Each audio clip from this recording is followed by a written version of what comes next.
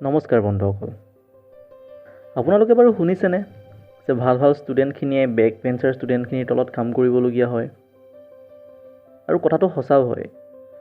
আৰু বেছি সংখ্যক বেক বেঞ্চাৰে জীৱনত সফলতা অৰ্জন কৰে আৰু ভাল ল'ৰা ছোৱালীবোৰে তেওঁলোকৰ তলত কাম কৰি আছে। ইয়াৰ এটা কাৰণ হ'ল আমাৰ এডুকেশ্যন ছিষ্টেমটো।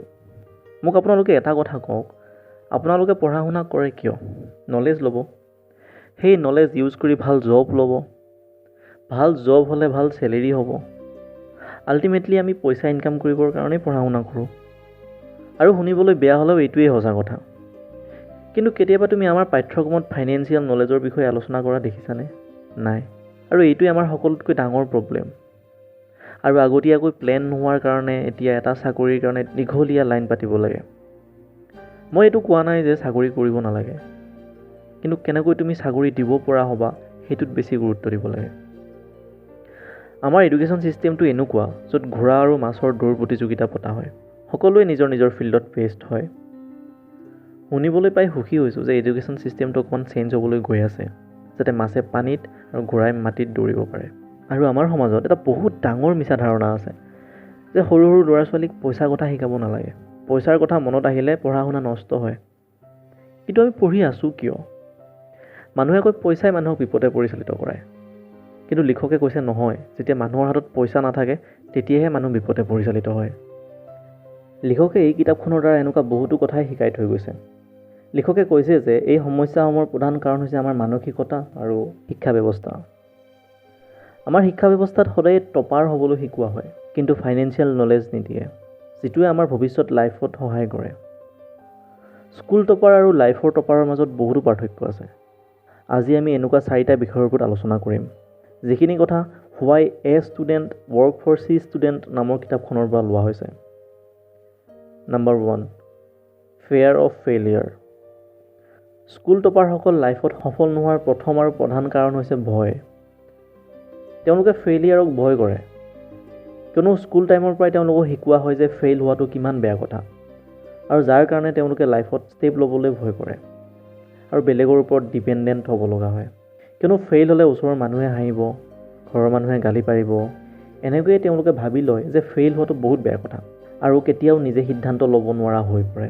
কিয়নো মানুহে ফেইল নহ'লে শিকিব নোৱাৰে যে কেনেকৈ সফল হ'ব লাগে, সফল হ'বলৈ বেলেগ কি ৰাস্তা আছে। কিন্তু বেক বেঞ্চাৰ ল'ৰা ছোৱালীসকলে বেলেগ বিষয়তো স্কিল বঢ়াই গৈ থাকে আৰু ফেইলিয়াৰৰ কাৰণে ভয় নকৰে। সেয়েহে তেওঁলোকে শিকিব পাৰে জীৱনত সিদ্ধান্ত কেনেকৈ ল'ব পাৰি। আৰু বেক বেঞ্চাৰ মানে এইটো নহয় যে তেওঁলোক একেবাৰে উইক হয়, তেওঁলোকো নিজৰ ফিল্ডত বেষ্ট হয়, মাত্ৰ আমাৰ এডুকেশ্যন ছিষ্টেমটোৱে দেখা নাপায়। উদাহৰণস্বৰূপে সকলোতকৈ বুদ্ধিয়ক মানুহ বুলি ক'লে কাৰ নাম মনলৈ আহে? নিশ্চয় এলবাৰ্ট আইনষ্টাইন। কিন্তু তেওঁ স্কুলত কিতাপেই ভালকৈ পঢ়িব পৰা নাছিলে। কিন্তু এতিয়া আমি তেওঁৰ ক্লাছৰ টপাৰ কাকো চিনি নাপাওঁ। নম্বৰ 2, ন' ফাইনেন্সিয়েল লিটাৰেচি। আমাৰ এডুকেশ্যন ছিষ্টেমটোৰ এটা সকলোতকৈ ডাঙৰ উইক পইণ্ট যে আমি পইচাৰ বিষয়ে একোৱেই শিকিব নোৱাৰোঁ।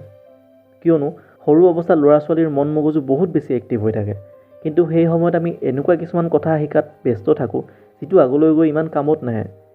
কিন্তু তাৰ বিপৰীতে আমি সৰু ল'ৰা ছোৱালীবোৰক communication skill, self confidence, financial knowledge আদিৰ বিষয়ে ভালকৈ শিকাব লাগে।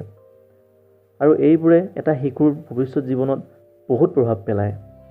মই এইটো কোৱা নাই যে স্কুল ছিষ্টেমটো বেয়া হয়। ডিচিপ্লিন মেইনটেইন কৰিবলৈ আমি স্কুলৰ পৰাই শিকোঁ। কিন্তু বৰ্তমান এডুকেশ্যন ছিষ্টেমটোৰ এটা প্ৰব্লেম হ'ল, এই এডুকেশ্যন ছিষ্টেমটোৱে আমাক এমপ্লয়ি হ'বলৈহে শিকায়, মালিক হ'বলৈ নহয়। যদি আমাৰ এডুকেশ্যন ছিষ্টেমটোত এইবোৰ বিষয়ো এড কৰি দিয়া হয়, তেতিয়াহ'লে ল'ৰা ছোৱালীবোৰক জীৱনত সফল হ'বলৈ বহুত সহায় কৰিব। তেওঁলোকে নিজৰ জীৱনত নিজে সিদ্ধান্ত ল'বলৈ শিকিব। বাহিৰৰ দেশসমূহ আগত থকাৰ এইটোৱে প্ৰধান কাৰণ আজিৰ ল'ৰা ছোৱালীখিনিয়ে কাইলৈ দেশখন চাব লাগিব। এনেকুৱা নহওক যে দেশে সিহঁতক চাব লাগে। Number 3, injustice. আমাৰ এডুকেশ্যন ছিষ্টেমটোত বহুতো আসোঁৱাহ আছে। প্ৰত্যেকজন ল'ৰা ছোৱালীয়ে জিনিয়াছ হয়, এই কথাষাৰ এলবাৰ্ট আইনষ্টাইনে কৈছিলে। কিন্তু আমাৰ এডুকেশ্যন ছিষ্টেমটোত প্ৰত্যেকজন ল'ৰা ছোৱালীকে একেই কথা শিকোৱা হয়। আপোনালোক নিজেই কওক, বিৰাট কোহলীক যদি আজি গান গাবলৈ দিয়া হ'ল হয়, তেওঁক মানুহে চিনি পালে হয়নে? কাৰণ তেওঁৰ ফিল্ড সম্পূৰ্ণ বেলেগ হয়। ঠিক তেনেকুৱাই যদি আপোনাৰ মনটোৱে কৈ আছে আপুনি সাহিত্যিক হ'ব, কিন্তু আপোনাক জোৰ কৰি হ'ব দিয়া হৈছে ডাক্তৰ, আপুনি নিজেই কওক পাৰিব জানো? এতিয়া আপোনালোকে ভাবিব পাৰে যে গোটেই ভুলখিনি আমাৰ এডুকেশ্যন ছিষ্টেমটোতেই আছে। কিন্তু এইটোও নহয়, মাত্ৰ ছিষ্টেমটো অকণমান সলোৱাৰ প্ৰয়োজন। আৰু যদি ছিষ্টেমটো সলনি কৰিব পৰা নাই তেতিয়াহ'লে নিজেই সলনি হওক। Number 4, about others. ব'লক আজিৰ কাৰণে লাষ্ট টপিক এটা আলোচনা কৰোঁ, য'ত টপাৰ্ছখিনিয়ে কিয় ফেইলিয়াৰ্ছখিনিৰ কাৰণে কাম কৰিবলগীয়া হয়। যাৰ কাৰণে মানুহ জীৱনত সফল হ'ব নোৱাৰে সেইটো হৈছে আমি আলহী আৰু ওচৰ চুবুৰীয়াৰ কথাত বেছিকৈ গুৰুত্ব দিওঁ। তেওঁলোকে কি ক'ব, বেয়া পাব নেকি আদি কথাত গুৰুত্ব দি থাকোঁ আৰু তেওঁলোকৰ পৰা আমি উপদেশ লওঁ যিয়ে নিজৰ জীৱনতেই সফল হ'ব পৰা নাই। তেওঁলোকে নিজেই এইবোৰ কথা নাজানে। যদি জীৱনত আপুনি সঁচাকৈ সফল হ'ব বিচাৰিছে তেনেহ'লে আপুনি সেইসকল ব্যক্তিৰ পৰা উপদেশ ল'ব লাগিব যিসকল নিজৰ জীৱনত সফল হয়, বৰ্তমান সময়ত কি চলি আছে আদিৰ বিষয়ে জ্ঞান ৰাখে। সেইকাৰণে সফল ব্যক্তিসকলৰ কাহিনী শুনক, তেওঁলোকে লিখা কিতাপবোৰ পঢ়ক, বহুতো কথা শিকিব পাৰিব, জীৱনত বহুত আগলৈ আগুৱাই যাব পাৰিব। আৰু বেলেগে কি ভাবিছে, কি ভাবিব সেইবোৰ ভাবিবলৈ একেবাৰেই এৰি দিয়ক। নিজৰ লক্ষ্যৰ ফালে আজিৰ পৰাই আগবাঢ়ক। কিবা যদি কৰিম বুলি ভাবি থৈছে আজিৰ পৰাই ষ্টাৰ্ট কৰক। আজিলৈ ইমানেই, ধন্যবাদ। আৰু যদি ভিডিঅ'টো ইমানলৈ চাইছে তেতিয়াহ'লে প্লিজ ভিডিঅ'টো লাইক কৰিব, শ্বেয়াৰ কৰিব আৰু চেনেলটো ছাবস্ক্ৰাইব কৰি দিব।